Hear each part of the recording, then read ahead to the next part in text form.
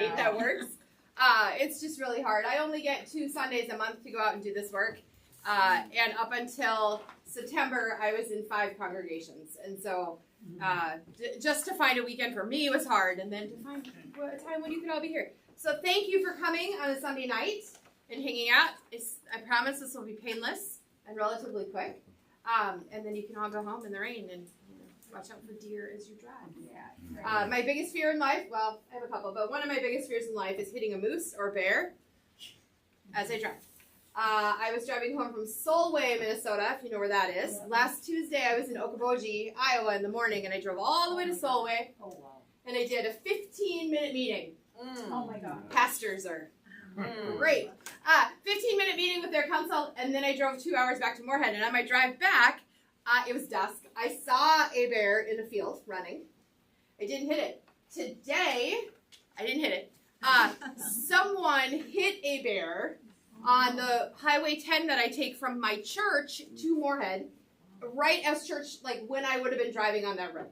And so my biggest fear just became reality. I'm going to hit a bear someday. Yeah. I'm terrified. What am I going to do? I don't know what I'm going to do if I hit a bear. Cry. They do make these lights that you can attach to the front. Because everybody in Europe has those on their vehicle. Really? Because my daughter lives in Sweden, and she lives up where by the Arctic Circle where it's dark, Yeah, a lot, yeah. So they have these big lights that you can turn on when you're driving in places like that. I'm going to need those. I spend so much time driving in the dark. Right, you were going to hit that. And they have a lot of other... And there, reindeer don't fly either. And if you hit those, they belong to the Solis, and then it's like hitting a cow or whatever. Here, you have to pay for that. Yeah, no. Yeah. Nobody hit anything. Okay, that's what we're saying. All right, let's begin this evening with prayer. Let us pray. Good and gracious God, thank you for gathering us together tonight to hear your word, to live into all the things that you've called us to do. Lord, bless these congregations as they move forward in what it means to be rural and small town worshiping communities and to be community together. In your name we pray. Amen. May I interrupt real quick? Yes. Okay. 100%. I wanted to say a bunch of people brought food over here. If you want some, you should have some. Because, Melissa, do you have a planned break in your presentation? No, but we can take so then we should get food whenever we want to get food. Because there's not going to be a moment when we say, okay, now go get your snacks. Yeah, whenever you want to get up. Yeah, for sure. Help yourself. There's brownies, and the thing at the end are hypothetically peanut butter brownies. So they didn't look like that when I put them in the oven, and then I tried to fix them. We'll see how they turned out. Let me know. Everything else looks like people who normally baked it. Yeah, eat whenever, whatever. Get up. Coffee, there's coffee. Coffee is serving. Yep. Is that what it is? All right, we're getting on the government. All right. And then, thanks, Melissa, for being here. Yes, of course. We're so grateful. It is an honor to be here and to be back with you and do this work with you. So just because I like to look at it, and I thought maybe you would too, the whole first part of the first page is all stuff that came out from the Census Bureau. I think it gives churches a really good idea of where your communities are. So you can read through that. We are not going to go through that right now, but you can certainly read through that. One of the most interesting things I found, and I don't think I put it on here, was that I think, I don't want to get it wrong, there hasn't been new houses built in Williams or Roosevelt. You're going to have to correct me if I'm wrong. Since 2020? Would that be right? Yeah. Does that feel right? Yes. Okay. These are the things that I like to look at, right, when I'm doing this work, going, okay, well, we've talked about this before. If no one new is moving into the area, right, because there's no new houses being built, are people just moving around? How is it all working? Are houses coming up for sale and people buying those? Half the houses in town are for sale at any time. Yep. So anyway, it's really interesting to look at. You can kind of go through it and see. It talks about the job market, all of that kind of stuff too. And then, like family structures, how things are changing in the family structures, non-families, married children, all of those kinds of things. So you can all look at those. We are going to skip ahead to Keywords or phrases. That's on the bottom. All right? These are all things that either you said the day I was here or someone said in an interview with me when we had our one-on-one conversations. I should put names behind them so you know who said I will not do that. But we all know that Carter said black dirt for the cemetery. And I talked about that this morning at my other meeting this morning because we were talking about dreams. And I said, like, literally whatever you want. And so I said that he had said black dirt for the cemetery. I can't do it. I tried. Call people. You got it? You got it. Good. Okay.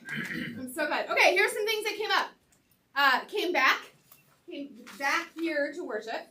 Losing the school hurt us. Awestruck. None of this is going to be like monumental, brand new ideas for you. You're going to have heard most of this before. Church is a business. There's an influx of special needs children. Amazing. What a great word. Don't talk about money. This is home. Church grandmas. Keep Pastor Rachel. Control issues. And this is probably the first time Rachel's hearing this too. Benefits of being small.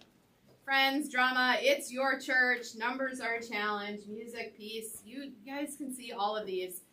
We are an agriculture church. We are a small town church. Revelation. The hope that children get to grow up in Pastor Rachel's time. Right? That's a powerful one. Don't touch, don't talk. Doing a duty. People heard the bell and they came, and they still come when they hear the bell. Commitment. Surviving. Positively realistic. That's always a really good one. Connection. Re-engagement. So, all sorts of those things. Any surprises? What is the revelation? I don't know. I'd have to go back and look and see who said it. I can go back and look and see. I will send you a text or an email and let you know. I won't tell you who said it, but I will tell you what it. I'm curious what the connection was. What was said about it? Yeah. Yep. So looking back, these are some of the things that came up not only here but also in some conversation. Music, band, the Gospel Music Fest that actually came up a couple times. Cantatas, VBS, confirmation. When Wednesdays were sacred. Yep. That has come up in every single congregation I've been a part of. The working world is different, right? Church was a social thing. Full pews, full Sunday school, more volunteers. People made time to do things. The school in town, that really makes a difference. Pastoral leadership, good and bad. Church events brought people together. There were no cell phones. Yeah, it's huge. Families went to church together. Church helped our well-being, our spiritual growth. And then the next page is looking out. And these are all the things, the outreach that happens. And I didn't separate churches. This is just a lot easier work to do if you're doing it together. So hospice, Ruby's Pantry, Pastor Rachel, fellowship time, brunches, potlucks. You guys are really good with food. Themes up, you are, that's a big deal. Chimes, quilting, financially stable, all are welcome. Online streaming. If church wasn't here tomorrow, would anyone besides the members realize it? If these two churches didn't exist, if they were gone, would anyone besides you guys know it? In town, it's the tornado shelter, right? I mean, other reasons too that they would miss it, right? And I do think that the answer is yes in both of these congregations. That yes, people would notice if you weren't doing work. Yesterday, I was having lunch, and this couple had been by the church where we had a program yesterday, and they wondered who died, but they didn't see any church. And I said, well, I don't think, because there was a lot of cars there. Yeah. And I said, well, it's not a funeral, it's an event. Oh, yeah, that's good. So marketing. Yeah. And they said that is good to see. So Yep, for sure. Yeah. How are you connecting with those that are members but don't show up for things? Right? How are you connecting with people outside of the churches that aren't members? How has your mission field changed in the past 5 years? How does the community become aware of events, here we go, that are happening at your church? Are there opportunities for this congregation and other congregations in the area to come together to create these community events? What are the opportunities to work with other places in the community? How are the needs of the town being discovered? How are you, this is going to be the new focus of our synod, how are you, as members of Bethany Mount Carmel, living out your faith in your daily lives? How are you doing it? You don't have to answer this. In your head, though. Think about it, right? We've been doing this work where we connect, where I come in and I connect churches with community stuff. We are going to start revamping how this all looks. Starting in January, this is going to look more like me having a conversation with one of you and saying, what is your job? What do you do? Tell me your story. And now, how are you living out your faith in that story? And then how are you taking that back to your church? Just a little bit of tweaking. But it puts the focus on your faith as opposed to the congregation as a whole. So it'll be, I don't know, it's going to be a whole different thing. It'll be new for all of us. So here are some ideas. This is about looking out. Identity study.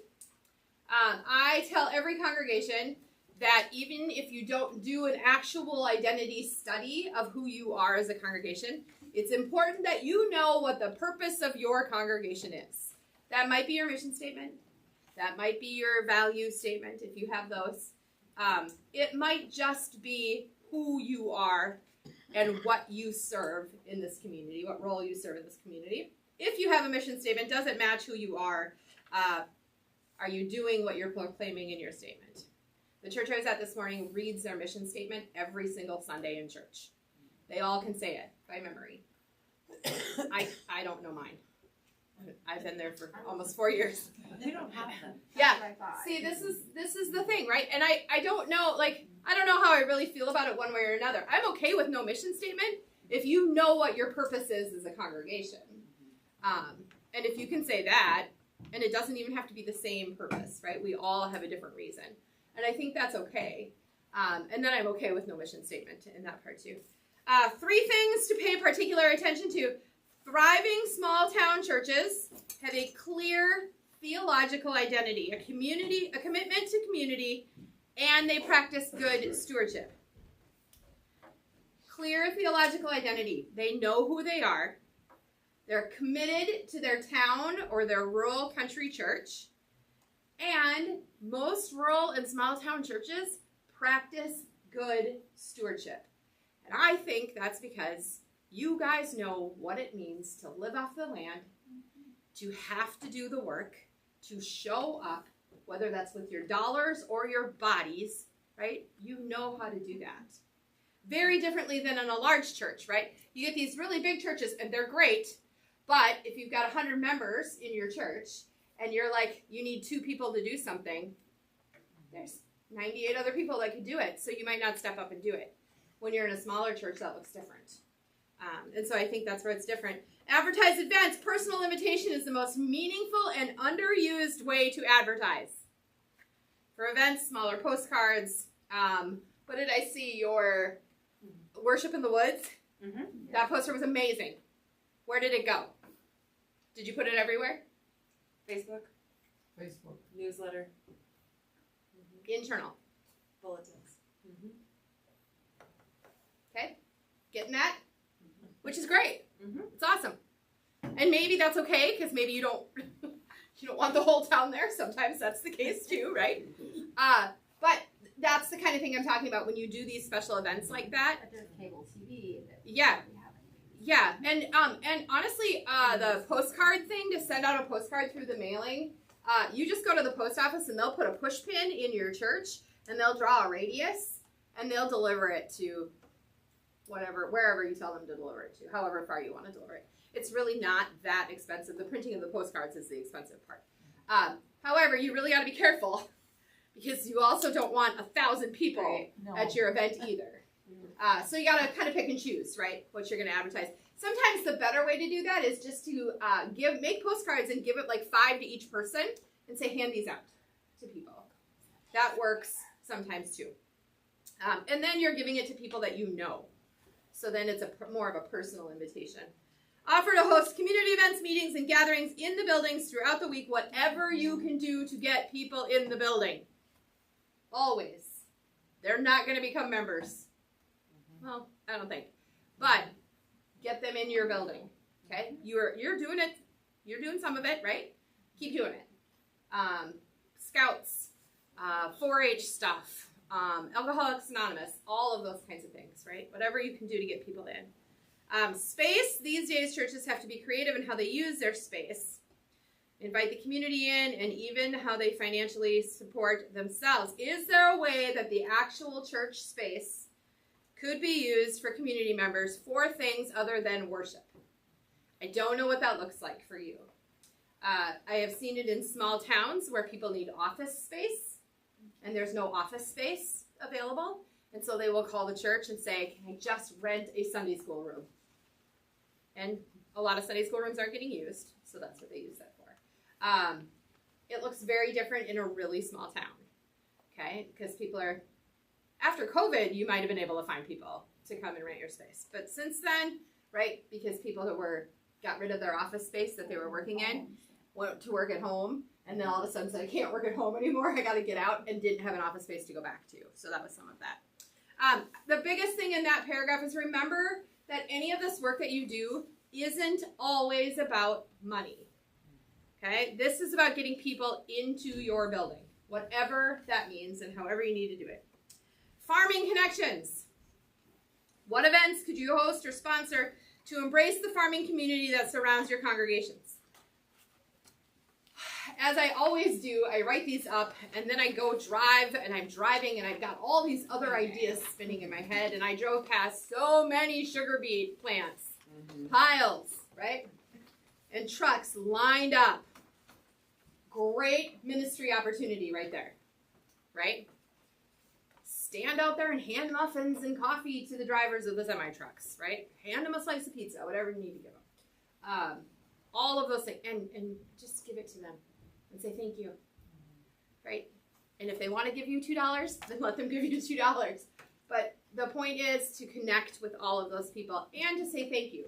In a farming community, large and small, rural and in town, those are the people, right, that show up for us at church that we need to show up for in different ways. And that is one way that you can show up for them. How are you sharing the ways you live out your faith already with those in the community? Somebody tell me their job. Teacher. How are you living out your faith? Making connections with kids. Yeah, and showing up. Right? Yeah. Already living out faith. Maybe not saying God, but already living out faith. Right? So all of those things. Hello. Come on in. And then the last one there, music. How do you share your musical talents? Okay, I'm just going to tell you. You all can sing. I go into a lot of I had somebody tell me that this morning. I can't sing. I go into a lot of churches where, and my own, they don't, if I'm not singing, they do not sing. You guys can. I have repeated this story numerous times of being at, I think it was here. Was it at Bethany? The boys.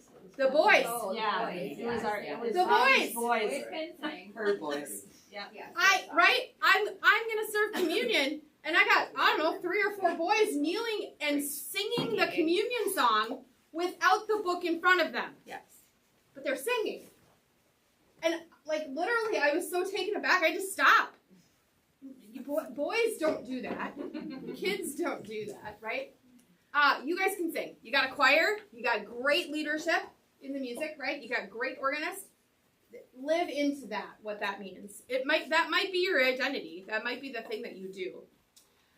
Looking inward, where is God in the programs that I've offered? Is the mission of the church evident in worship, programs, events, all of those things? I have to remind my own congregation all the time, the thing that you are doing, does it point to the cross? Mm-hmm. Because if it doesn't, and it's becoming a burden and a problem, and we can't get volunteers and all these other things with it, maybe we just don't do it. Especially if it's not pointing to the cross. You have an amazing pastor. How can you maintain a full-time pastoral leadership role and maintain her self-care time? What expectations are being placed on leadership, and are they fair expectations? I'm not saying they're not. But I think that's one thing that congregations need to look at when they're looking at their pastor's time and how they're spending their time. Especially when you're going into something like this where we're going to be asking you to do some things, I want to make sure that it's not Pastor Rachel and that we're not adding more to her plate as she does it. She is very welcome to participate in them. I don't want you to exclude her, but I think it's important that these things get done by other people too. Food. Invitation is the first one. Online worship, you do great. Invitation, food. We just talked about it. Food is important in both of your congregations. And then how like it not necessarily like fellowship time after worship or tonight. When you're doing meals, when you're doing big food events, how do people know about them? How do they find out about them? How are you sharing that stuff with them? Well, I make a nuisance of myself around Mother's Day inviting people. See? That's what you want to do. Make a nuisance of yourself, inviting people. Is there an expectation that everyone will chip in and bring food or help with some way? Is there a way to cover the cost a few Sundays a month so that no one has to bring in food, but maybe they can just serve or clean up? What would it look? I know y'all like to bake, so maybe that's not. We're going to take the baking away and just tell you to clean up. Yeah. I don't like to bake, so that's really for me. What would it look like to share the load by, rather than, the last time I was here, you had your sign up for volunteers. What would it look like if congregation members were assigned to a month to help? It didn't work. It didn't? We did it for a while. Okay. And it worked well for a while, but people were moving and leaving and aging on. That's the hard part, and then yeah. all of a sudden, Okay. it was not possible. Okay. I think, Rachel, maybe you and I can talk a little bit more about that, how to maybe, That I think was before me. yeah. I think there's good ways to tweak it and make it work. Maybe it could be something like Lenten services where people sign up for One person. Yeah. or something like that by the door. Yeah, Or, you yeah, know, yeah. because we're really pretty good at soup and sandwiches like during Lenten services. Yeah, But- and the point isn't to make sure that everybody does Right. something. The point is to Right. encourage people who aren't Right. doing something to come and be a part of something. Right? It's saying like, hey, we've assigned you to the month of January to serve coffee. I'm going to serve with you because I've done it 100 times. We would love for you to come and serve with us. That's more of what it is rather than saying you have to do this. It is this invitation to involve people who maybe are not normally involved kind of thing. Make sense? Some of our kids have been really good about coming down and getting stuff out. Good. And serving and, Yeah. and, you know. You're gonna make me feel my coffee. Yeah. Yeah, that's wonderful. Mostly, right, it's good to see the kids doing it, but also because you're raising them to do that, right, to be a part of that. So that's pretty cool. That's where Matt has taught them. Yeah. Class with them, but they're picking up a few Yeah. of the ideas. That's the thing, right? All these kids, they learn by example, right? So they're all watching you anyway do it. So the more we can show them and encourage them and help them learn, the better. You are a very positive and affirming congregation. How can we extend that beyond the walls of the church? What does that look like out in the community? How do we do the conversations with people about how wonderful this church is, these churches are, and how much we just love having visitors and we love having guests, right? What does that look like as you go forward? So here are some ideas on some of the things at the fellowship tables. Table tents that focus on future goals of the congregation. That feels so painful to say even, because my congregation would be like, no, we're not talking about that. I think you would be surprised if you put one question on the table at fellowship time that said, in 5 years, what is one thing that you want to see our congregation do? Or in the next 10 years, how many people do you want? Like very simple questions, right? That maybe have a definite answer or have a dream kind of answer. Really, it's just to get you talking to each other. You guys know the community better than all of us. The places to listen for what those questions could look like is work, gatherings, school, all of those kinds of things. That's where you're going to hear what the community needs and wants. And those might be the questions that end up at your table, right? What would it look like if Bethany opened a daycare? Not that you're going to. Please, absolutely do not do that. But those kind of questions, right? Is there a need? And that's how you discover it. That was talked around a few years ago. But Yeah. With our church, we really couldn't make Yeah. it work as physical. Yeah. Part of the church. I know I had a congregation where my kids went to daycare, our kids went to daycare out in Bozeman. That was, they said they got so many new members just from people coming to daycare. It is a great. We had a bigger church, Yeah. and lots of Sunday school rooms. We don't have those. No, and it is actually a really great draw for congregations, especially in towns where there isn't a lot of daycare options, and it's definitely in need, Adult right? daycare too. Yep. Oh, adult daycare is a big one too. However, the cost to get your building up to code to be able to house a daycare, a preschool, or adult daycare is huge. You can do respite programs. You can do those without a whole lot of changing, a whole lot of work. Which would be like my old congregation had a respite program on Monday mornings where caregivers of those with Alzheimer's could bring the Alzheimer patient into the church so they could get a couple hours off from home. Things like that. You could do those, I think, without a whole lot of work. And that might be a really good outreach program, too, for you. Take time to pray. Oh. We all say, yep, we're going to pray. Let me pray for you. I'm going to pray for you. And then we just don't ever do it. Pastors are also really bad at that. So just remember, in all of this work, prayer is where it starts. So the more you can pray about the future of these congregations, you just never know what praying is going to bring. So those things. God moments, it can be powerful to hear about faith stories in worship. I heard many of your faith stories. I heard a lot about your stuff.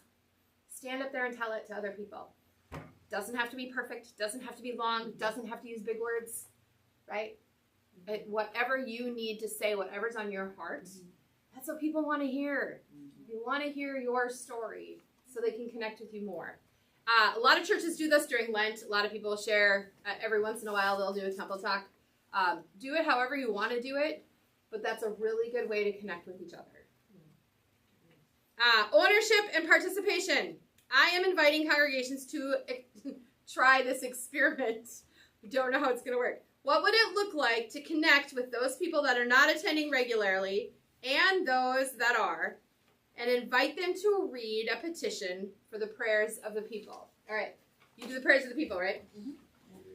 Okay. I was in a congregation, I don't know, 3 months ago, and I was sitting in the congregation, and all of a sudden we got to the prayers of the people, and the pastor started it, and all of a sudden from out of the way back behind me, one of the petitions was read. And they said, Lord, in your mercy. And then the whole congregation said, hear your prayer, hear our prayer. And then somebody way up in the front read the next petition. And it was like popcorn, right?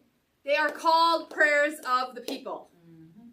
What a beautiful way to have it be of the people. You don't have to write your own. I mean, I guess you could if you wanted to, but you don't have to. They are printed for us every week. We don't make them up either. And I'm not giving us much credit for our stuff today. They are printed for us. We would print them out and give them one petition to each of you, or two if you wanted to do two, however you want to do it. Just think it's incredibly beautiful when you can A, participate in worship that way, and B, when the prayers of the people can belong to the people. So it's something I'm asking my congregations to try. I don't know what that looks like for you. Or if you've got the people who are willing to do it. But I think it's something that could really, really take off if we did it correctly. All right, flip the page. Live into your abundance. I was part of a conversation this week with Luther Seminary and Rural and Small Town Ministry. And this is the 5 things that I learned about rural and small town. Get rid of baby big church model of ministry. That means if you got a big church 20 miles down the road doing something really cool, don't adopt it and then just downscale it. Get rid of the baby big church, right? You got the big church. We're not going to be the baby big church down the road. We're going to do our own thing. That's not saying you can't take some of those ideas and do them, because you most certainly can. But don't try to replicate everything they're doing and make it your own. You are your own church, and you are good at it. You don't need to copy what they're doing. The next thing I learned is, this is my favorite one, small is not a value judgment. A church's size is never a sign of success or failure. It can feel like that, right? When you got a few people in the pews, it can feel like the work that you're doing is failing, that you're not reaching who you need to reach, right? I don't know about you, Rachel, but sitting in the pews and seeing that is hard. Standing up in the front and seeing that is really hard. This is a really good reminder for all of us that that doesn't matter. What matters is the work you're doing, not how many people are in the pews. Love the ones that you have, not the ones you imagine having. This is for me. Think of all the things you could do if your pews were packed and if you had thousands of dollars going into the offering plate every day. That's great. Don't think like that. You've got amazing people doing amazing things. Invest in that, right? Love those people. Small churches are well-resourced churches. Oh my gosh. I have learned that small churches are full of resourced value. You've got so many people who are talented, who have great ideas, who want to do the work. Well-resourced. And the fifth one, acknowledge the grief and the fear of being small, of being rural, of not having money and not having a building, and whatever the issue is, right? And put them aside. And turn to trusting God's plan. Trust God no matter what may come, because we don't have control of the outcome. That was probably the hardest one for me to hear. We all like to control all the things, right? And we want to think that the more programs we do and the more things we do are going to bring in more people. And that's not necessarily how it's going to work, which sets us up for failure when we do something and it doesn't work. And then we're like, well, now what do we do? 9 times out of 10, we give up. This is a good reminder that that's not what that's about. So, okay, so that's all of that. Let's see. Where are we at? Let's see. Walk the streets in your town or the fields out of town. Do you even know who surrounds you? You guys probably do, actually. Yeah. Yeah. I think some of us do, and I think some of us think we do. Sure. Yeah. I spend a lot of time with my shoes on in my own town that I serve. Once a week, I put my tennis shoes on and I walk the streets. I never know who I'm going to run into, the conversations I'm going to have. It's not far. I mean, my town is 500 people, so like I don't have very far to go. But you just never know what you're going to see that you didn't see the last time. You never know who you're going to run into that you didn't have a conversation with the last time. I think it really opens the doors for opportunities and things that, I wonder what we could do with that. Or, those people have horses. I wonder if they would do something with our church, right? Those kinds of conversations, right? I know. Right? So all of those kinds of things. Listen to each other. There's a difference between having a conversation with someone and really listening, being intentional about those conversations. And then be open about hosting events that you have, not necessarily inside your churches. There are a lot of people who are terrified, have been hurt, just cannot cross the threshold of a door of a church for one reason or another. So be open to having your church events somewhere different. The community center, the street, the parking lot, right? Maybe just not in the building. It's a little bit harder to do up here. It gets cold fast. So your window of opportunity is very small. But you've got some beautiful, beautiful days. And you've got beautiful grounds. And you've got a beautiful town. Live into that. Own that part of it. And bring people into those events that just can't be a part of the church. And probably will never be members. But will probably claim you as their church someday. Looking forward. So these are my things that I like to see. I'm going to tell you this, and then I'm going to say, do with this whatever you want. If you want to say nope, not doing any of it, and throw it away as a church, not just as a person. Matt just isn't going to say, no, I'm not doing any of this, and throw it away. He doesn't get to say that. As a church, if you decide that this is not the things you want to do, that's fine. This is the work we did together.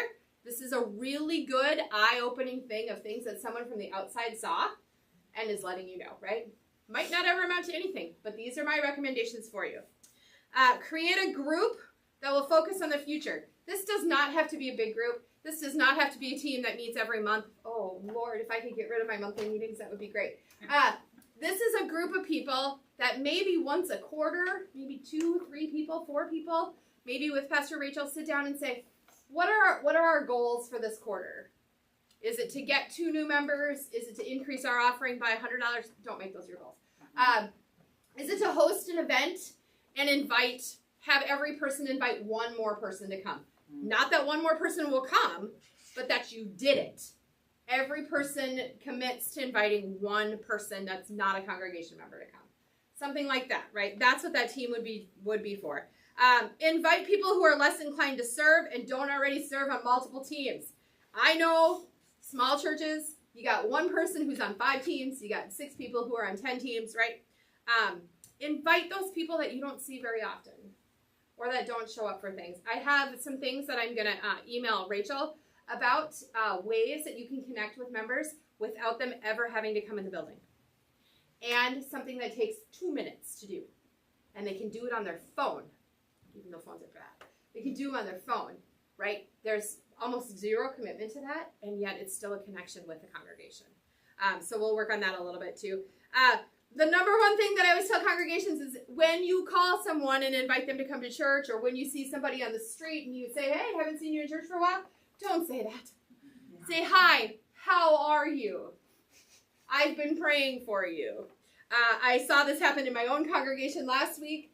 We had a couple who had been on vacation for a month overseas, and they came walking in the door, and somebody said to them, why haven't you been coming to church? Oh. And guess who wasn't there this week? Yeah. Right? Don't ever shame somebody or call somebody out for not being here. I mean, you know your relationships. There are probably people you could do that with, and they're like, ha, that's funny, but there are others that you can't do that with. So just be careful when you do that. Connection and relationship are what makes a church grow and thrive. This, showing up for worship is great. Praising God is great. Singing together is great. People come to church for the relationships that they have with the other people who come to church. Remember, this is an investment. Not just this work, but all the work you do in the church is an investment in the church, God, creation, the future, kids, all the kids that are here, right? All the work. And then what are you missing? Where are missing opportunities to connect or engage with people who are already coming in the building? Are there things that you're missing? Are there different ways you can do it? One of the things that I discovered in my own congregation is that we really like to abbreviate things. And so we abbreviate everything. If you're a visitor or you're someone who doesn't come on a regular basis, you have no idea what OGW means. We all know. No one, right? Right? How would you know? Right? It's not on my list of abbreviations. Right? On God's Wings, which is our Wednesday after school program. But you wouldn't know that, right? Right. If you weren't someone who came every single week and heard that every single week, you wouldn't know that. So just be really careful when you're doing newsletters, bulletins, those kinds of things, that we're not excluding people because we're using internal language that we use all the time. All right. And that's a struggle because Are you doing that? talking to people outside of your group to know when you're saying a thing that they don't understand. Yeah. Right? Like welcome. Welcome. What on earth is welcome? Yeah. Or the younger, ladies' aid, or any of the other terms that we've used for it, right? Even God's work our hands. Like I blanked on. Which I don't know what that means. I can't remember. Well, you should hang out in pastor circles and listen to pastors talk. It's terrible. Teachers. Teachers are bad too, right? Whatever your job, bankers, whatever your job is, you have this little pocket and you have your own language that you speak. It's no different than teenagers when they hang out together. They have their own language. I got a 12-year-old. I have no idea what 6-7 means, but he says it constantly. 6-7, whatever, right? I don't know, and I don't see you guys. You don't know either, right? Okay, good. I feel better. But that's like their internal language that they have, right? So all of us looking from the outside in have no idea what they're talking about. Fun fact: kids who say 6-7, which are middle school boys mostly right now, they do this with their hands and they 6-7. Guess what? None of them know what it means either. They don't. They really, truly have no idea what it means. So, Are you gonna tell us what it means? I don't know. It's from a song. They don't know either. That's all I know. It's from a song. That's not what Yeah. happy hour is? There's two things. So, I went What on have you AI and had it explained to me and I don't remember. no. I mean, it wasn't worth remembering that, They right? told me that you're not gonna get in trouble if you do it. I subbed in a 5th grade classroom. They said, and I said, fine, 6, 7. And went, ah! My son's now, because I keep telling him, like, I'm so sick of 6, 7, I don't know what it means. He tells me 41. I don't know what 41 means either. He doesn't either. I know, we should ask the principal. What does that mean? I don't know. Somebody who hears it all the time, right? And there's a basketball player who's 6 foot 7. Yeah. See, I figured it had something to do with sports. Depends on your geography. Where are you at? Yes. Or it's just made up. Or it's just made up. No. Yes. That people are saying. That kids are saying. All right, let's keep going. The last section is rural revival recommendations. Oh. Well, no, you didn't. This one up here. Do it. We told you to get snacks. We told you to get snacks. Do those snacks. This is like a great time for a break. Yeah. Hey, look, you didn't plan it, but we're gonna happen. They all get up at the same time. All right, break. And go. Oh, well, when you say the last section, we suddenly go, oh, well, we gotta get our Right, now we gotta get add our it. snack. That's exactly If it's right. the last section, then we gotta do it. The coffee is ready. I've been drinking it. I have no idea. I didn't make it. They make regular? Well, it doesn't bother me. All right. Well, Elise there we go. says, Elise says she always makes regular. Yeah. Okay. I'm the one who makes decaf when I get here for council, but I'm never here early enough to know. I got a Starbucks this morning before I left Warren. I drank it all the way to Warren. That's pretty good. That's pretty good. I got to Warren and I had to go to the gas station and I got another one. And then by the time I actually got to church, I was like, oh, Amber's like, are you okay? Like your eyes are like, oh my god. That's funny. Oh my goodness. Yeah, hey. Oh, yeah, the potato chips. Carter, where did you get the jerk for? I love them. I Did love you potato provide the chips. jerk? They're so good. They're so good. Yeah, And then maybe honestly, thank you. You don't always have to use my mom. Yes. Did you get a chance to look at it? No, I haven't because I've been gone and I'm leaving tomorrow again. But I will. I'm just thrilled. Any you knit or crochet? I hope it can, but Yeah, I'm sure. No, I've been running all over. There's You can buy them in people who will bulk if sit you and go knit to crochet wherever very they're well. manufacturing it. So, Yeah, they do parasols. I've seen it just with people who have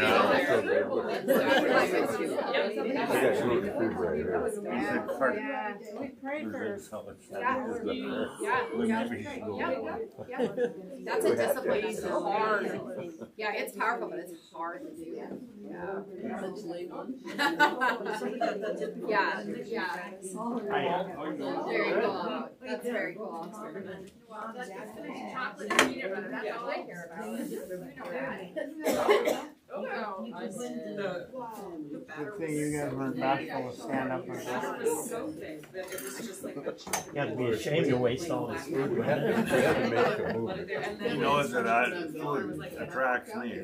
Microwave it, make it smoother, pour it in, and then like spin it. Yeah, that's how you get people to come to things. Well, that's not gonna. I can't We like went to the swirl it in. Alice So and then after church. I added in extra milk and That's red what wine, they call and it, then yeah, I made double the amount of the. They seal the field too, but they kind of brown if you went in there after 1:30. Went for breakfast? Yeah.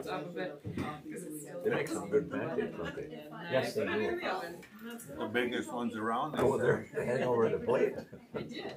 Go on order a stack. I remember my son-in-law went there not knowing and he ordered a stack. And here they were 3 pancakes, not I that big never knew around. to go because she was so good and I knew she was big sometimes and. Your bread is anyway, good. so Oh, I I gave have you your fun. phone number and. they said they needed help. How did you find out you were allergic to gluten? Well, I did that way for years because when I used to haul grain, And they were I would both- just About every 2-3 months I get a high fever, and it wouldn't go away. You know, I'd have it for 3-4 days, Have a long talk. and then I'd be fine again for a while, and then I'd come back. It's I not was any tested different for than having everything. your. They have you what? Cup of coffee. Wow. Can I tell you guys a funny story? When I went to my family reunion in June, my family, of course, default was like, you're a pastor. Will you lead us all in Always. blessing the meal? Always. But I also know that this is like a big extended family. This is my grandma's cousins down, right? This is a big thing. And not all of us are on the same page about all sorts of stuff, and it's very funny. But they asked me, so I got up there, and then I went, and like in my head, I'm like, okay, whatever, I can do this. Let me get their attention. And I started to, and then stopped myself. I went, the Lord be with you. Oh, wait. Oh, and you. Right, which is what I do here. The Lord be with you. And also with you. Great. Very And good. then as soon as I was about to say it, I caught myself and I was like, no, that will not work. Yeah, And then in I went most to introduce circumstances it myself would. on my little, ramble. Hi, I'm Pastor Rachel. I'm the pastor of da-da-da-da-da. But then I was like, I'm Rachel. I'm Chris's daughter and Laverne's granddaughter. And it was a pretty funny moment, but Yeah, you could pull your collar out of your car. I absolutely could have. I didn't. It was too hot, but I could have. This It's is true. a thing. I went to a funeral 2 weeks ago, and the pastor literally stood up in the pulpit and said, "I am not contracted to do burials." Oh, like the cringiness. My husband had to hold me down in the pew because I just about lost it. I'm not contracted to do burials, but the family's going to go out to the cemetery at 1 o'clock if you want to join them. And I was like, for real? Oh my god. Wow. So I pulled out my red book, Oh. buried the body. Right? It was That's a cremation. brutal. I can't just drop the box in the ground and not have it. No. You can't do No. that. So, right? So this is the. Who was I talking to The the other problem day with where they being were a like, pastor I in the trust you family. because you're a pastor. And I was like, don't have that be your reason. Like, I'm glad you trust me, but hopefully it's not just because of my Right? job title, because there are lots of bad ones out there. There are. But anywho, I Yes. figured I'd tell that story as a nice way to get our attention back on Back in. Melissa. right. I have a story to tell that's kind of similar. Yeah. Funny. It was here at this church. Pastor Tom was doing a funeral and I was singing. So I was up on the by him. He got a coughing streak and handed me the book. And came down here, and I'm continuing with this funeral, hoping he gets back up there because I don't know where to go when I got to the bottom of the page. But he did make it. This is the joy It of was your uncle, I remember you that. guys. The next page. That is beautiful, actually. I love that. But I thought there might be singing between. I love that you just can hand the book off and somebody will pick it up and do it. All right, let's continue. Rural Revival recommendations. Make a plan to implement a few ideas a month. This is a lot to take in. This is a lot of things to think about. Do not feel like you have to take all of this and beginning in December, do it all. Please don't do that. The other thing I want you to remember is any of these ideas that I've given you or I've shared with you tonight, they're just one idea. A lot of times what happens when I do this work is I will share something with you and you'll be like, oh, or we could do this. It should spark other ideas. This is my favorite story to share. I don't know. I worked with a church, ended with a church a couple months ago, and they were right across the street from the school. And I said, what are you doing with the school? Like, how are you in the school? How are you sharing things with the school? Not really. We go to games because we're parents and grandparents and pastors, but not really doing much. And I said, who serves the meal at the football game, which is literally in their backyard? They said, well, the PTO. Every Friday night, PTO serves football games. Volleyball games, PTO. Who does this? Parents. Who does this? Parents. What if, as a church, you said, this particular volleyball game on a Thursday night, our church is going to make the food, buy the food, and serve the food so those parents can actually go to a game, right? So we go through the entire meeting and we get done, and one of the members of the congregation, John, comes up to me, and he's a ref, happens to be a football ref, comes up to me and says, we have a lot of money in this congregation. I said, I know you do. And he said, we can do better than just serving the food. We're going to serve the food so parents can go, and we're going to pay for every person to get into the volleyball game that night. That's what this is supposed to do, right? I'm going to give you these little ideas, but your brains are going to be working. This is mission development work. your brains are going to be working, and you're going to be like, ooh, we could do that, or we could do that, or we could do that. That's how I want this to work. That's why you have to listen to each other, be in conversation with each other. And that's why you almost have to form a team that says, we're going to look at this idea, but then that team needs to be talking to other people too, and how this all plays out. But don't do it all at one time, because if you do, you're going to be like, okay, we're done. You're going to get like December, and you're going to be like doing 6 things, and like, okay, no more. That was way too much. We're not doing it anymore. So don't do that, right? Next page, expand on the community work that you are already doing. You guys all know how to do that. Well, this isn't about getting more members or more money in the offering plate. What are some ways that you could live out your stewardship? Are you talking about it? I hate talking about money in church, but you have to do it. Are you extending invitations to people to give more or do more if that's their way of giving stewardship? This is more about people sharing the why they give and not how much they give. I was a part of a congregation where a pastor stood up and said, this is how much money I give every month. Oh, no. Instead, stand up there and say, I give to this church every month because, and then list the reasons why you give to this church. You can all do that. You don't have to tell us how much you give. It doesn't matter. But you can tell us the why you give, what you believe in, why you love the work that this church is doing, those kinds of things. Volunteers, is there a way to not burn out volunteers? And if you discover that, please pass that on. I would love to know. It might look like a signing like we talked about. There's going to be lots of bumps in the road with this. But we have found that most of the time people will serve if they are directly asked, not by the pastor, and if the expectations are small and easy. You guys know your people better than I do. So Do they tell you no often? they can't. Do they tell you no? Do you ask and they tell you no, or do you just have sign up? I said no. Once. I said And it's not about guilting people into doing it. One time. Yeah, I did say no. Never mind, forget it either. Are you asking me if people ever tell me no? Yeah, absolutely. People tell me no all the time. Oh yeah. And that's absolutely. funny because most of the time, like if I go to the congregation and if I go to someone and I say, hey, could you run the screen for us on Sunday morning? They will not say no to me. But if, Joe next to me, who has no pastoral responsibilities, would say, hey, can you run the screen? I'm like, no. Right? Sometimes pastors can ask. We need to get in the habit of not relying on the pastor to do the invitation all the time, is my point. Other people can ask people to do things. So, And not online only worship, the people you're related to either. right, which is hard in rural and Southern churches. Online worship, is there an online giving option? There is at this church. There is not over at Bethany. Okay, so maybe look at that. Social media, if it's used often and correctly, mine is not. That's why I include this in every single one. I am the one running social media at my church. Bingo. Yeah, and I don't do a good job at it. I'm terrible at it. And also, it's Pastor Appreciation Month. It looks weird when the pastor puts it on Facebook that it's Pastor Appreciation Month, right? So allow somebody else to do it. Along with this online presence, make sure that the bulletins and newsletters are available to everyone online. Free advertising, that's what that is. talked about QR codes at the joint council meeting, how we should do that and figure that out, how to post that. So QR codes are great, and they're free. Make sure congregations are listed as worship opportunities. I have discovered throughout this process that more than one church, when you pull up the city or town or county website, churches are not all the churches are listed. So make sure that your church is listed. Now, for some reason, when you type Mount Carmel Lutheran Church into the GPS, only the cemetery pulls up. Really? At least in mine. Yeah, that's true. It's good the cemetery's in the same yard.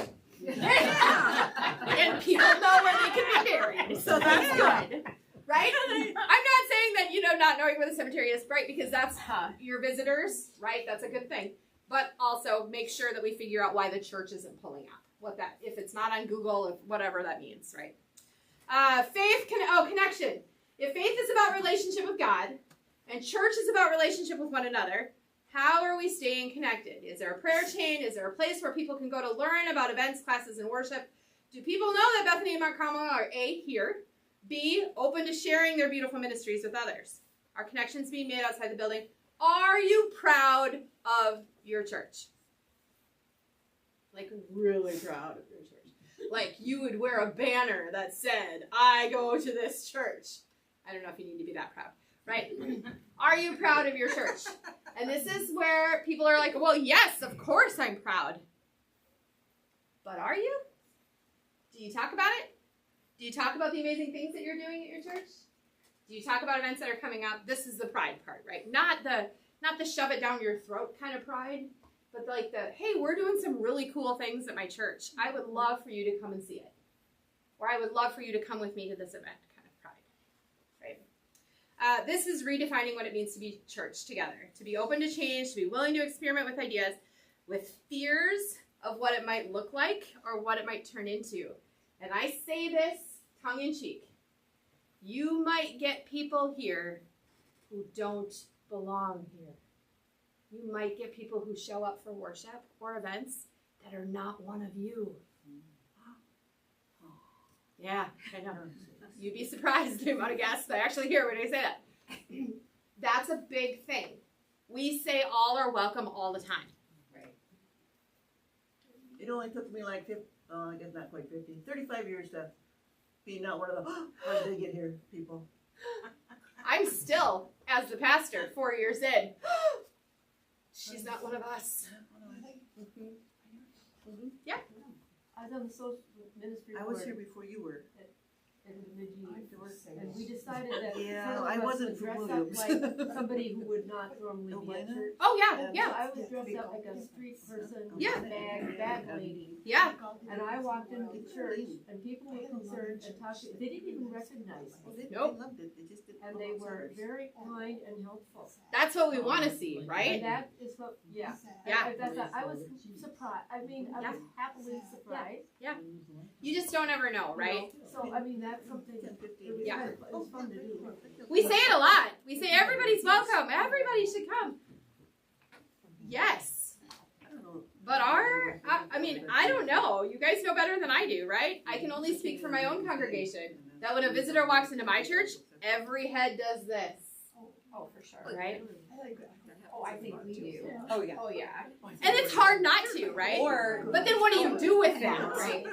Right? Right. Or the alternative, either heads. Friend. But I think nowadays with conversation, Hold on, Rachel's talking. No, it's fine. I mean, if they're having good conversation, I don't want to stop. Go ahead. But it's either people's heads turn and like, who is that? Or no one looks at all. And I notice this, especially being up in the front and a different perspective. But there are times when there are people who are in our congregation who I've never seen before, and they sit by themselves, and they're acknowledged during the piece, but people aren't saying, hey, what's your name? Or where are you from? Or what do you, whatever. Yeah, what's your story? And then at the end of service, nobody goes up and talks to them. Nobody invites them down for coffee. I do. Oh, they're going to call you If we have a visitor in church, I make sure that I tell them we Did you have today? Because we had people today. I didn't know. I'm going to say, I'm not saying every single time. thinking that people are more welcoming. They may not come up and say, hey, but there's a few people in our conversation, like Walter, that's very good at including people. And that's the thing in rural and small town churches, right? You're small. So you know when there's someone there, right? Yeah. I think it's not necessarily turning your head and saying, oh, who's that? Or whispering, who's that in the blue shirt, right?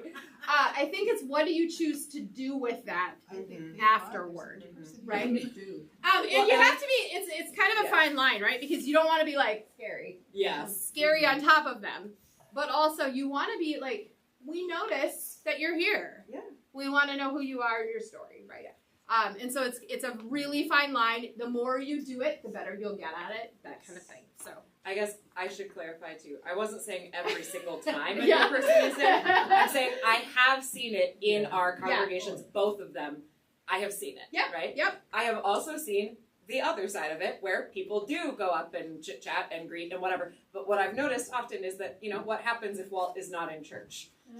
Right? There are a few people who we know to be the chatty, outgoing people, which is awesome. And then when they aren't around, we gotta pick up the slack too. Yeah. Right? Yeah. That's all.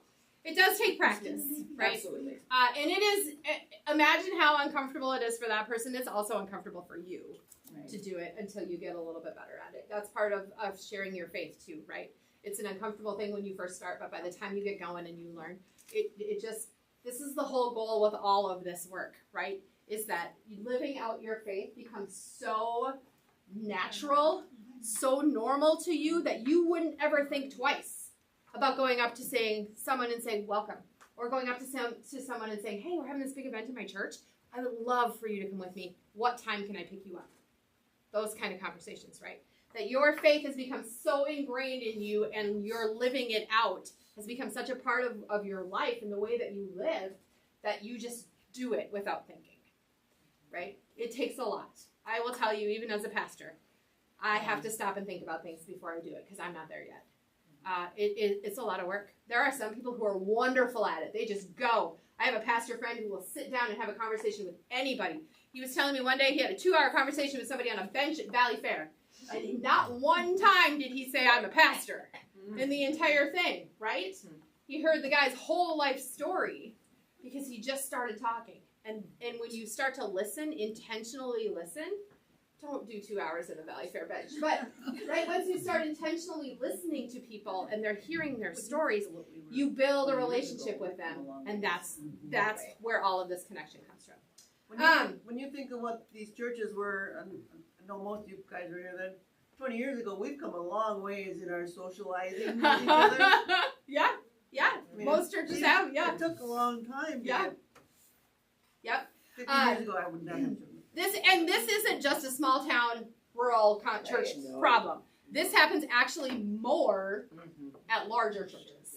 Because somebody else is going to do the work. Somebody else will talk to that person. Somebody else will invite that person, right? They all have their little pockets. We all do too, but big churches do too. They have their big pockets. Usually what happens is big church problems are really small church problems too. They're just lived out on a bigger scale. They're having the same issues we are. And so, right, if their numbers are, if they got 1,000 people in worship, right, that we look at that and go, oh my gosh, 1,000 people in worship, that's great. Yeah, well, they need 2,000 people in worship in order to make budget, right? Their numbers ratio is bigger. And so when they lose people, it also looks and hurts like it does with us too. All right, here's some ideas that could be used. Mostly I would like them to lead to other ideas that you come up with on your own. Prayer partners. Prayer is so incredibly important. It can be used for all ages or a specific group. Lent is good. You can use them during Lent. End with a celebration of some sort. It works really well with kids to pair an adult with a kid and do prayer partners during Lent and then do a big meal for them. Celebrate it. Art. Pastor Rachel, really passionate about art, right? We all know that. How can we use that?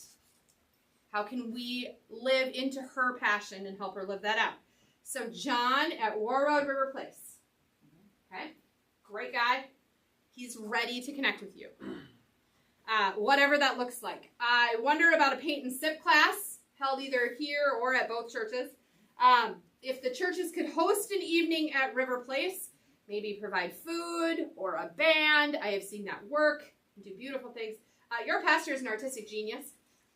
I'm just saying. You drew me a whole picture. What would it look like to use and engage her passion for art and connect with the community in a very different way than you're used to? I know it's in War Road. I know that's not here. Right? I don't think that matters. I think engaging means and living out your faith and being in ministry with other people. I don't think it matters where you do it. And I think because you have that opportunity so close and it's such a beautiful place, use it. Youth group. Rachel and I have talked a little bit about this. Experiment with hosting youth group at Baudette or War Road churches. Not all the time. I would rotate that. Open the events to all kids, not just kids to attend your churches. These events do not have to be a Bible study. They do not have to be the Stump the Pastor, because this pastor doesn't know anything. Play dodgeball, go out for ice cream, and the churches pay for it. Rent out space somewhere, just hang out, have a lock-in, go swimming, and you pay for it. Are you getting this? Whatever you do to connect your leaders with the youth and the youth with each other. Relationships are the key to being church in a world that the youth desperately need. All right. Principal, close your ears for a second. Don't listen to this. Mostly because I'm working with Kelly here right now.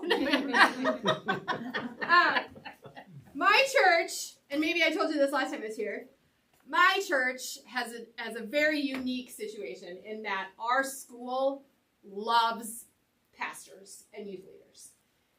So much that they let us come in and hang out at the school. It started out, we could go and just have lunch with the kids at the elementary school. Or we could go into the high school and we could bring pizza. It quickly evolved to Thursday mornings, we do random acts of kindness, which means we stand in the lobby of the school and we hand out whatever we want to hand out to kids, every single one of them. Gatorade, it can't have sugar.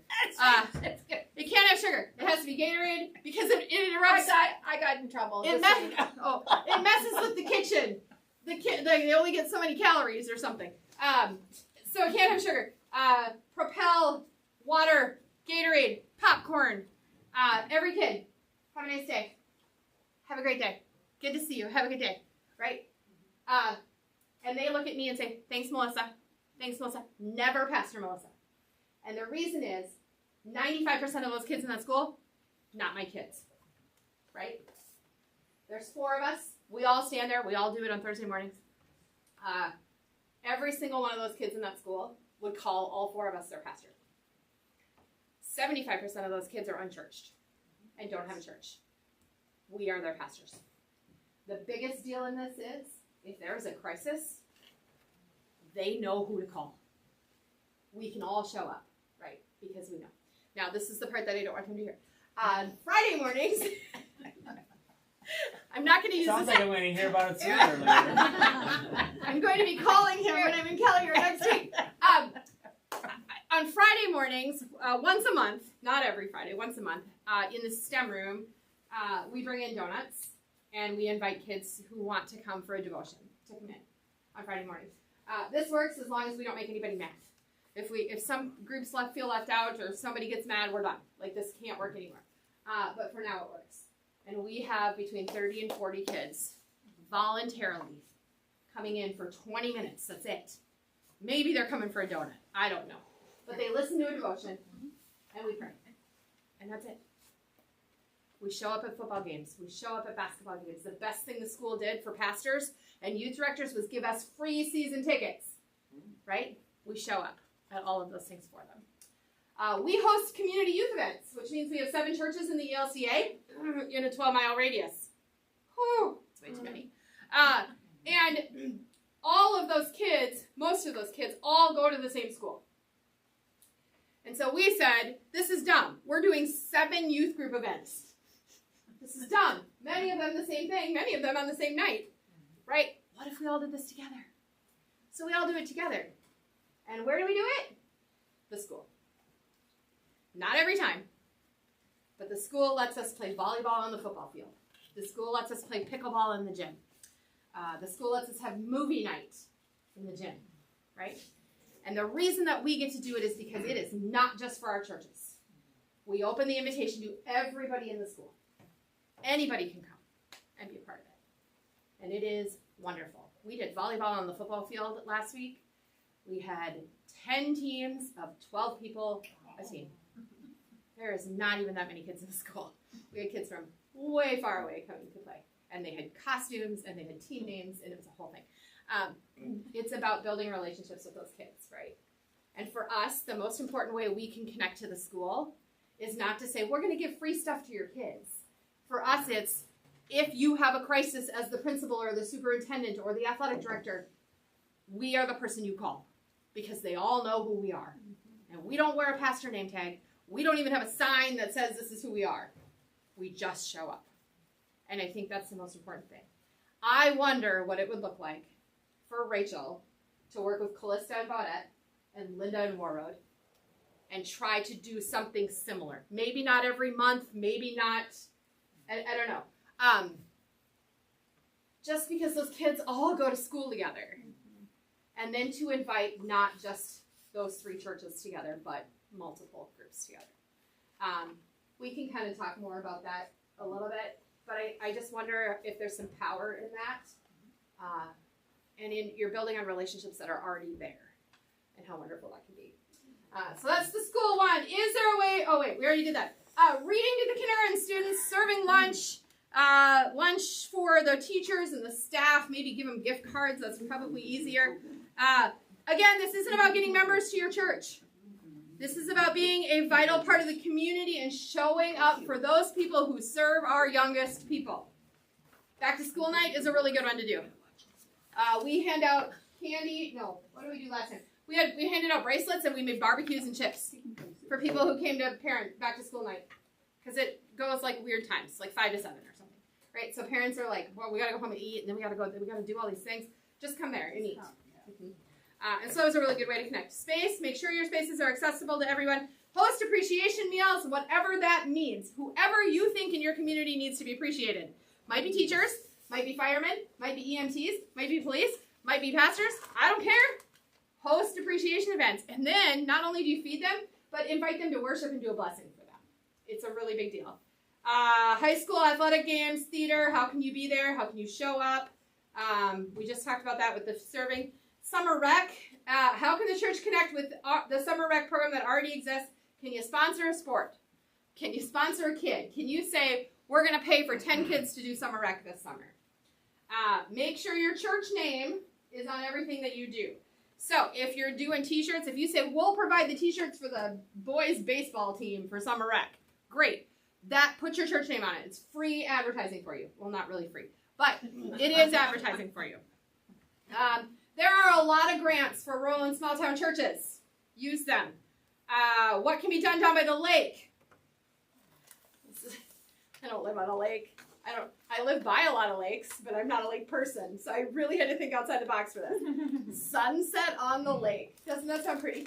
A band, can you have food, a movie night, free ice cream? I imagine the night under the stars kind of thing, maybe a dance or stargazing night. I don't know, that might be just too cheesy, I don't know. Someone that's good with astronomy, those are my favorite people. Like, come and tell us about the stars, but do it like at a resort where we can see them. You have resort owners in the congregation, connect with them. Figure out how you can put all those pieces together. Maybe you can host worship there. Quilters, you're already doing kid and adult quilting. Keep doing it. Summer or fall fun night in the parking lot. Free food, bouncy house, games, maybe a band. The entire congregation. Neighborhood picnic. The fire truck will come. That will bring every kid in the entire world to your parking lot. The police can register bikes, and they will also ID your kids for free. So they can do thumbprints for your kids. Bring in a food truck if you need to, if nobody wants to make food. Whatever you can do for your neighbors to meet neighbors. You can do it in the town, you can do it in the country, you can do both. Corn feed, lutefisk eating contest. We don't do lutefisk at all, thank goodness. Yeah, me neither. But I'll tell you what will bring people in. A lutefisk eating contest. Well, Christmas. Today in Kellier was the lutefisk meal. You missed it. Dang. And also, I come from Madison, Minnesota. So go home and Google it. It is the lutefisk capital of the world. And we have a big fish, fiberglass fish. Our pool is Lou's Pond. We have a lutefisk eating contest, and we have a lutefisk eating champion in my town. I mean, gross, right? But this is, and they love it, and that's like their whole identity is this fish, so which really isn't even a fish. It's just, isn't it cod? That's just It's a fish. in formaldehyde or something. I don't know. It's not We're close enough. Anyway, something like that, right? Whatever your tradition is. Maybe it's lefse, maybe it's meatballs. I don't know what it is. Do something. Donuts. Yeah. Oh, donuts. Number 14, Christmas. So especially out here, I picture this Christmas Hallmark moment. Sleigh rides, choirs, pictures of Santa, cookie decorating, lefse making, just the smell of making lefse will bring people in. Rachel, if this is something your group wants to do, I have a ton of ideas for it because I did it for years at my church in Moorhead. And it was amazing. We had thousands of people through the door because it was free. And you could eat for free. Not lefse, you had to buy the lefse. Because, of course, you have to, if anybody can perfect gluten-free lefse. Number 15, make sure Pastor Rachel has what she needs to live, to do ministry, and to rest well. That's important, right? Next steps. We all know that this isn't easy. It's going to require a lot from you. Again, you do not have to take all of these ideas and do them tomorrow. I mean, you can, but you're going to burn out really fast if you do that. Make sure you're creating relationships with one another. Make sure you know what ministry is all about. The goal in this is to be better connected with each other and with your community. If that brings in more people and more money, we did it right. If it doesn't, we also did it right. This is what ministry is. Doing it together, being church together, going out in the community, doing all the things that you're already doing, right? Just being intentional about it and thinking about it. You can always call me, email me, talk to me, text me, whatever. Somebody at the last congregation said, will you answer your phone if we call? Yes. Like people just don't talk on the phone anymore. And then pray for each other. Pray constantly. That's what keeps churches going, surviving, thriving, all of those things. So be in relationship with one another and be in relationship with your community. And this works. And if you need more ideas, I probably got a million more. But this is a good start for you. Questions? Yes. Did you have a chance to talk to community members and get their... I talked to a few. They were not real open with talking to me. I'm an outsider, you know. But really, some of the things that I heard, right, were we're a dying town. We don't have anything, you know, those kinds of things. So it's worth it to have more conversations. One of the things that I did learn was that I learned about the haunted school story. And I don't even remember which community member told me about this. But I was like, as churches, what can we do with that? And then I was like, we probably shouldn't play with ghosts. No. That's probably not a good thing as churches. Building. Right, or in that building, yes. But but that's a really good thing. They had the haunted house in there. Yeah, see? It's pretty cool. Right, so talk to the people in your, I don't know, the places you go every day. The community center, if you go to the community center every day. I've actually been in the community center twice, and the food inspector was there both times. I did not have a conversation with the food inspector. I should have, right? Those kinds of things, right? Talk to people. You guys know them better than I do. You know, and then as far as needs in the community, you know those too. Most of them you can see, you can tell, right? Whether it's dilapidated buildings or if it's parks that need to be kept up or those kinds of things. How can you embrace that work and be a part of that? And maybe you can't, but it's worth asking about. Cool. Other questions? You guys are great. How do you, okay, so, I envision obviously council, but it has to be more than council. So how do we get teams of people interested or have a passion about a certain kind of thing to be involved? How do you think you do that? Personally ask what I would do, but... And listen, right? A lot of what this takes is one-on-one conversations with someone and learning, right? Like I sat down with you and we talked, right? And that's where some of these ideas came from, right? As was the conversation we had. You don't learn those things from other people unless you do that. It might mean like, hey, do you have 10 minutes for a cup of coffee? Hey, can we sit at coffee time at fellowship and have a conversation? Might be the only way you learn the passions. Rachel might know some of them, maybe even more than you do. Connecting those pieces is going to be the harder part. I'm not sure that this is something your council should take on. Maybe a few people from your council, but I wouldn't, as an entire council, invest in the work. I would maybe pull out a couple people.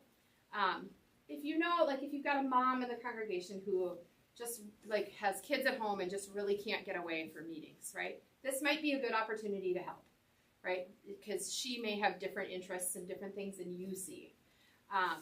And if you're only committing to, once every 3 months or something, maybe that's something that they can help do. The other thing we can do is what I was talking about, I would talk to Rachel about later, is these phone calls or text messages or QR code kind of thing. Just ask one simple question to congregation members, and then you'll discover some of those in that way too. We're doing one now about prayer. Like the first question for the first month is, do you pray? The second question is, do you pray for people? The third one is, do you pray with people? Right? And the goal is to develop your prayer life throughout the first year of this grant as you go forward. So it might be something like that, where, you know, maybe once a month, once a week, you can send out a text message to the entire congregation and ask them one question. And it might get somebody's head turning enough that they're like, I could do that. I could be a part of that. That sounds good to me. You just never know what's going to come up with those. I think it's a lot of listening and a lot of one-on-one conversations, which do take time, right? But also you're having them already. You're already talking to people in your church. So, and even just sitting here now as we're talking about things, you might even already have ideas of people who would not only be good to sit on a team, but somebody who would be good to help with X, Y, and Z or whatever. Cool. Anything else? So my little input is, yes, please. We have a couple houses that sold in Williams, and I thought our church could have a welcome basket. Yes. With, this has no chocolate in it, but just some little things, and it's like have from the church. Yep. And then just like, since it's fall, you know, just a little goodie basket. Beautiful. You know, and then that is amazing. Yes. Our community. Yes. And I was thinking maybe that would get them to come to the church. Yep. Because both of them live, what, 25 feet from the church? Across the street. Even better. Yes. So That's a really good idea. That is a great idea. Yeah, Look at that. And even if they never come to the church, Right. they know we are Yeah. neighbors who Right. care about them. right. You know, and it's not often we get new people in Williams, so Yeah. we could maybe have one basket every 5 years. Well, and churches used to do that a lot. Right? Actually, towns used to do those a lot. But then people stopped moving in. And so then it just kind of fell away and nobody did them anymore. So that's great. That's awesome. Yeah, I love that. I do too. So, Pastor knows that I did this with my kids for years. I would do day baskets. Yeah. And Yes. I still do that. Yeah. I deliver them to Yeah. friends To and us. neighbors. To you. Right. To Walter. It'd be a super simple Yep. thing to put. Yep. It doesn't take that long. Yep. And I make my own homemade caramel Yep. corn and Wonderful. I did like cones this year to Yep. put them on the door Yep. and stuff. Yep. And they're really simple and it'd be easy to from your friends at Bethany or whatever. Yeah, just a little tag on it, right? Yep. And Yep. it's simple and easy. There you go, and Betsy. I've seen churches do reverse trick or treating the same way. They've filled up bags with candy and said, you know, from your church, whatever, right? Put a little tag on it that says, you know, from the church, and hang it on people's doors. So kind of the reverse of what we normally do. This is what it's supposed to do, you guys. This is good. This is good work. You know, you were talking about going to schools. I don't know if you my granddaughters actually live in Sweden. Okay. And my granddaughters always talk to me about the church ladies at school. And there's like 3 older ladies, and they come and they just sit in the lunchroom during the, you know, there's Yeah. I don't know how long the lunches are. And they always have something interesting. They have like something they've crocheted or whatever. And my granddaughters just love them. They said they're the most interesting ladies I've ever met. And you learn a lot, right? And they're just there. And they're there like a couple days a week. I don't remember what days they said. Yeah. But sometimes they bring like homemade like banana bread or whatever. But a lot of times it's like little, and sometimes they set up a booth so the kids can come over and do stuff with them. And it's just a way for them to interact. And I find it, I found it really interesting when you said that. But they call them the church ladies. One of the things that I used to do when I was at my church in Moorhead was every once in a while, we have 5 or 6 elementary schools in Moorhead, and every once in a while I would go and I would actually serve the lunch. And so I would be scooping potatoes or whatever, right, or shuffling fries or slices of pizza or whatever. And the best thing is when you get one of your kids that comes through the line and their eyes get really big. Oh my gosh, it's Melissa, right? And so then they go back to their table and they're like, that's my pastor in there, right? It gets kids talking, right? And are all those kids going to come and be a part of your VBS? No, but it makes you real and it makes you approachable. Yeah. It's a relationship, it's a connection, and that's super important in all of this work. So Don't just crash the school though. Like, oh yeah, don't do that. Call them. Please call them. Get permission. Find the Find out what process or what forms or what paperwork. Because they're all different. Yep. And sometimes you have to have a background check done. So do that. Yeah, Don't for sure. just crash. There's a foster grandparenting program. Yep. Yeah, beautiful, right? You can, like, all these things that the last church I was at, their problem they wanted me to fix. I don't know if I fixed it or not, but they have lots of young families in worship. And then when it comes to fellowship time, the older generation goes into have fellowship time, and the young families bring their kids to Sunday school, and the parents leave. Town is like 5 miles. So I know it's not like we only can go during church, right? We can only go into town and buy groceries during Sunday school. I don't think that's the issue because it's only 5 miles away. Something's going on, right? So we had lots of conversation about this connection between the older generation and the younger families. And the younger families are feeling very forgotten. Their tables are like long. They have like these big tables, but they have like 4 of them together, right? So by the time the younger families are packed up all their kids and get into the fellowship time, the seats are all like, somebody's sitting here, somebody's sitting here, and here, there's like 1 seat. So now a husband can't sit next to their wife because there's only 1 seat there, right? So it's awkward. There's that part of it. So anyway, there's a lot of things happening. So one thing we are trying with them is adopt a grandparent, like backwards, where grandparents or the older generation will adopt a family, a younger family, for 4 weeks. The first week we're going to send them a message and say, hey, I made lasagna for supper. I made an extra one. Can I leave it on your front step? Right? You don't even have to have a conversation. Just drop it off. The second one is, hey, we made a lasagna for lunch. Can I drop it off on your front step? 2 weeks of that, right? The third one is, hey, we're going to go and grab Subway, and then we're going to go to the park. We would love your family to come along. We'll buy. Okay? Easy, right? And the fourth one is, hey, we're going to church on Sunday. We would love to sit with you. It's all about connection, right? And then, hopefully what transpires is church gets done, kids go to Sunday school. Now, this younger family has a connection with an older family, and they're going to walk into fellowship time together, right? So you're not feeling like every head is turning to look at you because you're walking in. Those kinds of things. I don't know if it's going to work. It was worth a shot. Lasagna's a good one. It's easy, and you can make lots of them and freeze them. So, whatever you're making, right? Maybe it's donuts. I don't know. Whatever you're making, right? The whole point is that it's a connection, and especially that first week without actually having to have a conversation. Unless you want to, you might. But really just because young families don't even have time for the conversation, right? And so if you can just drop something off and say, we're just trying to help kind of thing. And then the next week it's maybe, we're trying to help, but we'll talk, right? Maybe you greet them at the door and say, here's an entire meal for you. We love that we can share our food with you because we know you're busy. And maybe the next week is something a little bit different. So, I don't know. We'll see. We're just trying it. They're just starting, so who knows what's going to happen with it. But I know young families will appreciate it. So, and maybe that's all that matters. All right, you guys all know how to find me, get a hold of me, do all the things. If you have questions, you can call me or ask Rachel. Rachel and I will talk more. This is all in your hands now.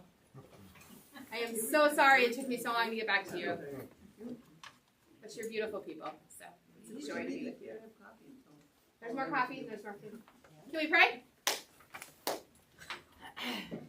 Good and gracious God, as we do the work that you have called us to do, as we go out and serve your communities and your churches and your people boldly, Lord, we just ask that you be with us. Show us where we need to show up for people. Show us what we need to do. Live in our hearts. Help us to live out our faith just instinctively without having to think about it, Lord. Bless our towns, our communities, our farmlands, all the things that surround us, that make us who we are, that give us our identity, and that make us a church. Bless our relationships with one another. In your name we pray. Amen. Yeah. All right. Thank you, guys. Thank you. Drive carefully. Before we depart, real quick, Melissa. Yes. Can we pray for you? Oh, beautiful. Yes. Let's have one more prayer and then we can all go our merry way. All right. All right. Here, I'm just gonna come stand by you. No, I can come to you. No, it was just weird to stand right in the middle. Yeah, that's right. See, even pastors don't always like to be the center of attention. All right, let's pray. Well, God, thank you so much for Melissa. Thank you for the gifts that she has, that you've given her, and for equipping her to do this ministry here with us in our community. Thank you for empowering her and giving her the mindfulness and wakefulness to drive all these miles, to come to all of these different communities and to impact your family near and far. Help her as she continues to do her ministry in rural revival and everything else that she's doing. Thank you for the gifts that you've given her, and keep her safe as she goes from this place. And help us to continue to live in the wisdom and the knowledge that you brought to us through this incredible woman. In your name we pray. Amen. Aw, thank you. You. The Behold the New West Town grant is Yes. gonna change. Yes. So I'm glad we got this up before. Thank you Yeah, for doing this. Well, Thanks it's not for gonna take being a whole lot, patient. but just enough. Oh, I like the small. It was funny too. Don't make the left side. You've been, Our son goes to the You Lutheran guys are church teaming in up with other churches. Monticello. Oh yeah, our last And they, I think, nobody even knows that, there's so many people I know, to me, nobody knows it. yeah, nothing. No, it's and it was really Well, I funny. mean, they do well with all the different programs they have, but it's just a twin and you feel like, it doesn't even matter. I like the fellowship afterwards. Because it's a good group of people. It's almost like family, you know? Yeah. Sure, I do that. Thank you for that heads up. I don't know exactly what I'm gonna head down this entertainment, so I might head down to see them. But yeah, I'll get it back to you, and it should be fine. And if you can just find a way to get it all. I know we're giving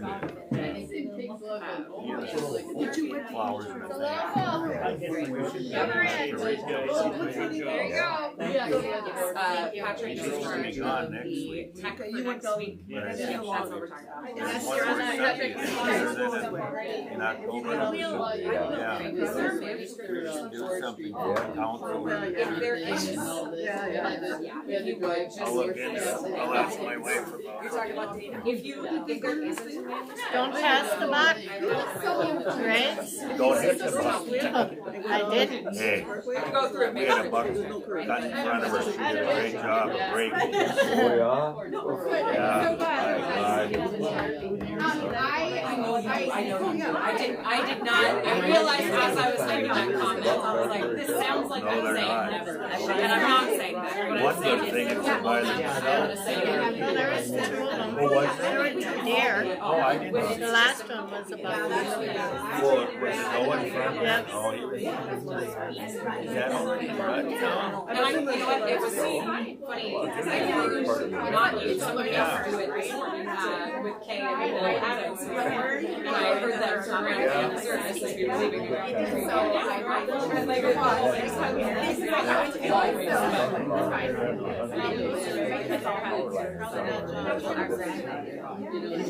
like, Urine, yeah, urine. Dark.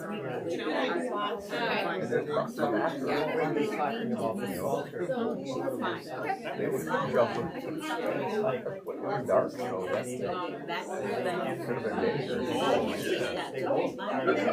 Yeah. That, Becky, who was the guy that lives there at the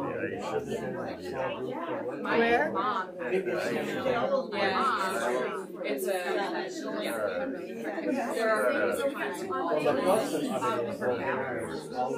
Yeah, I don't remember. Anyway, he collected your urine and bottled it and sold it. yeah. Is that, you know that name? No, I remember the icing that was But like creating. yeah, and I didn't know him, but that's where this guy lived. And I was there, and he was here, and he was collecting urine.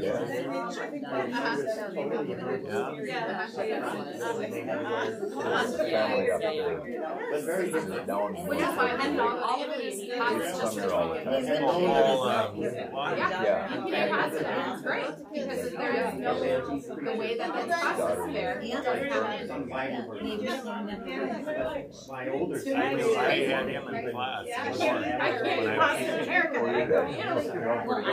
Well, Well, I knew. There's something to be said for tradition. Yeah, I've looked for him there, but I haven't seen him out and about. It just I make a lot of it. often the things that stick that long have some value. So we have a lot of fruit, a lot of vegetables, a lot of meat. And Yeah, they used to come and Our chauffeur. But She's our Thanks for making it out here. I'm so glad you guys Uber did. driver.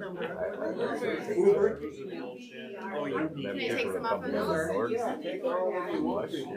No, but what happened to the mother-daughter that were coming here this summer?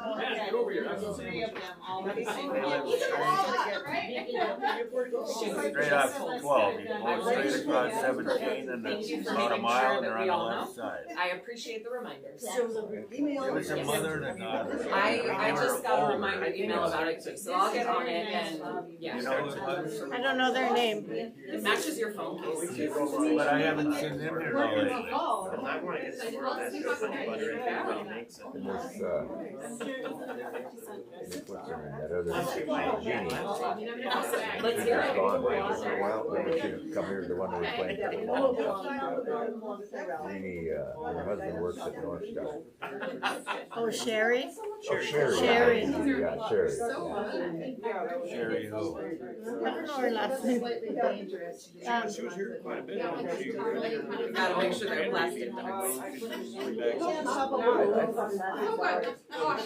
she traveled something. Okay. That's true, we do that for the Halloween party, right? I'm excited about the Halloween party. I was at Target yesterday and they have all their Halloween stuff out and I was this close to buying so many different little skeleton things and then I didn't because they were not rinsed or anything. I was like, this is too much money to spend on a whim, but it was very funny. And then I saw some at the Marvin Wolf Center who had some big flamingo skeleton and I was like, oh my gosh, it's so funny. Oh, that lady, yeah. The kind of rough biker lady. I was gonna say, if we get them this year, we can have it next year, which is on my radar here. I did pick up a cute little tablecloth, so I can bring it by, or I can use it at my house. I don't know. It's just cute, so I got it. We're getting flowers. Yeah. And For the last Halloween one. I bet we can get. I had that flowers. It's gone here. It wasn't a natural thing. It wasn't stuck on there. And then I walked along. I came here to quilts with Mary and Phyllis. There was the three of them. And I found lots of compliments on the bus and everything. Debbie really likes it. That story I was telling you about. I think it's good to kind of bring it up on get my kids. Well, Judy spoke for them. Oh, It's still not two different things, but give them different perspective. It really helps, like Josie and Debbie, like, we just stopped at Peggy's to sell her some butter braids after church, because she right away texted her, you want to say, hey, She meets with a group of ladies and they're like, sitting in front of her. Tuesday they want to You only have 4 roads out have there. a bus drop off at your house if you want. When she finished her prayer, I was going to say, save her from the bear. We've lived there for Also, did she communicate that as a desire? Because if she doesn't say that that's the norm, then there's no way of knowing that. Something like that, yeah. I said 4 or 5. Yeah, right, all the way. I was laughing when Rebuild buildings and clearing trees and brush and junk and I got it set up next year if I dig in my well, I might try to put in a frost well or a frost valve across my road and then I can put a water and get steers. What's the sheep are doing? We got Drew's golden sheep. I was laughing when the treasurer lady was giving her talk. She was like, and you'll hear all this for the winter one. Yeah. Okay, They sure. didn't have any winter, so we went over there to look at them. And We will hear it he's got him back eventually in through his the grain bins grapevine. kind of free ranging and said, well, She was very build a drinking for him. Well, that's, if you want them.